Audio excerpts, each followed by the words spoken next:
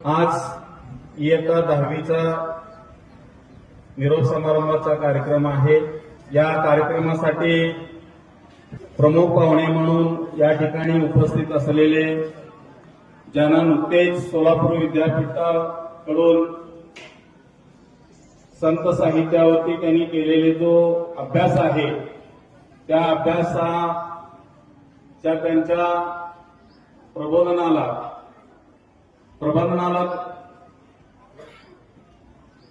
अहिल्याबाई होळकर विद्यापीठाकडून मान्यता मिळाली आणि त्यांना डॉक्टरेट ही पदवी बहाल केली।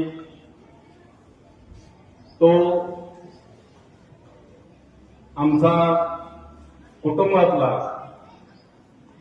आमचा अतिशय घरातला लहानपणापासूनच मुंबई सोलापूर या दोन्ही ठिकाणी आम्ही दोघेही आमच्या खूप आवडत्या ज्या आमच्या आत्या होत्या मुंबईमध्ये त्यांच्या घरामध्ये आम्ही दोघेही लाडावलेले असे दोघेही आम्ही, मी त्याचा काका तो माझा मुलगा, असा माझा संदीप कमळे आज डॉक्टरेट झाला याचा खूप मला अभिमान आहे। आणि आजच्या प्रमुख म्हणजे या निरोप समारंभाच्या कार्यक्रमासाठी प्रमुख अतिथी म्हणून येण्याचं मान आमच्या या मुलाला मिळालं हे खरोखरच आमच्या दृष्टीने सुवर्णयुग आहे। आमच्या सर्व शिक्षक बांधवांनी शिक्षकेतर बांधवांनी मनोदय व्यक्त केला की सर आपण संदीपचा डॉक्टरेट मिळवलेला आहे, त्या निमित्ताने आपण त्याचं यथोचित सन्मान आपण प्रशालेच्या वतीने करूया आणि त्यासाठी योग्य दिवस आज आमच्या 10वीच्या विद्यार्थ्यांचा निरोप समारंभाचा आला आणि त्या दिवशी आज या ठिकाणी त्यांचा आपण PhD मिळवल्याबद्दल सन्मान केलेला आहे। असे या कार्यक्रमाचे प्रमुख अतिथी ज्यांनी या सीना भीमा खोऱ्यामध्ये शिक्षणाची बहुजन वर्गाला दारी खुली केली असे आमचे संस्थेचे संस्थापक कैलासवासी DC कमळे गुरुजी यांना विनम्र अभिवादन करतोय। क्रांतीज्योती सावित्रीबाई फुले यांना विनम्र अभिवादन करतोय। आणि फक्त 1-2 मिनिटांमध्येच इयत्ता 10वीच्या विद्यार्थ्यांना मी जाता जाता एवढं सांगेन, विद्यार्थी मित्रांनो, सध्या 12वीची बोर्ड परीक्षा सुरू आहे। वातावरण तुम्ही बघता आहे, अतिशय खूप स्ट्रिक्टली परीक्षा होत आहे आणि या परीक्षेमध्ये यश मिळवायचं असेल तर तुमच्या जवळ असलेले तुम्ही वर्षभरामध्ये केलेली जी तुमची शिदोरी आहे ती शिदोरी तुम्हाला कामी येणार आहे। अनेक जण या ठिकाणी तुम्हाला शुभेच्छा दिलेलेच आहेत। काही विद्यार्थी मी बघतोय 10वीचे खूप काही संबंध या वर्षी आमचा आलेला नाही।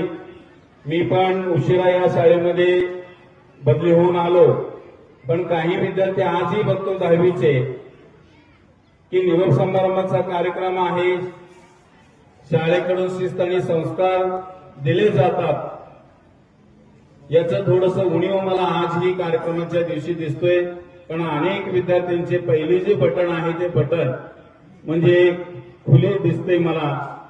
हे कोणाचं लक्षण असते तर उडाण टाकू मुलांचं लक्षण असतं ते। मला ही गोष्ट आवडत नाही। मी समोर स्पष्ट बोलणारा एक शिक्षक आहे, मला बेशिस्त दिसलं की मी जागेवरच बोलतो। आता तुम्ही बघितलेला आहात, मला आवडतच नाही।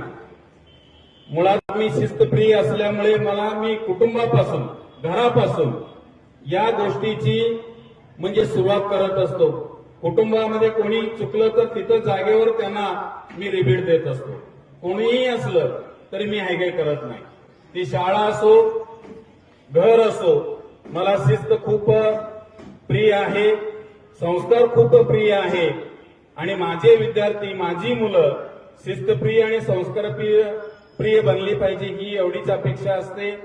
काही विद्यार्थिनींनी या ठिकाणी भावना व्यक्त केल्या, शिक्षकाबद्दल आपल्या मनातले जे भावना आहे ते व्यक्त केले। विद्यार्थी मित्रांनो, शिक्षक हे तुमच्यासाठी कायमस्वरूपी तुमचे आदर्श असतात। हे व्यासपीठावर बसलेले शिक्षक, हे गुरुवर्य तुमच्यासाठी, तुमच्या आई वडिला समान हे शिक्षक तुमच्या जीवनामध्ये असतात.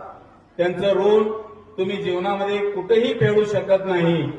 एवढे म्हणजे मनामध्ये आपण या गोष्टी लक्षात ठेवायचं आहे. माझा शिक्षक आणि माझे आई वडील हे माझ्यासाठी कायमस्वरूपी दैवते समान असतात याची जाणीव ठेवून आपण जीवनामध्ये यशस्वी व्हा एवढी अपेक्षा व्यक्त करतो. 10वी बोर्ड परीक्षेसाठी माझ्या सर्व लाडक्या विद्यार्थिनीला खूप खूप शुभेच्छा. उज्ज्वल यश मिळवा. शेख सरांनी म्हणलेलं आहे की यावर्षी मुलामध्ये नंबर येईल, मुलं नंबर मिळवतील. बघूया. जे चष्मा घातलेले, गॉगल घातलेले आमचे मित्र आहेत त्यांच्याकडून चांगल्या गुणाची अपेक्षा मी व्यक्त करतो. तुम्ही चांगले यश मिळवा आणि आपल्या शाळेचं, आपल्या शिक्षकांचं नाव उंचवा एवढीच अपेक्षा व्यक्त करतो आणि माझ्या वाणीला विराम देतो. जय हिंद, जय महाराष्ट्र.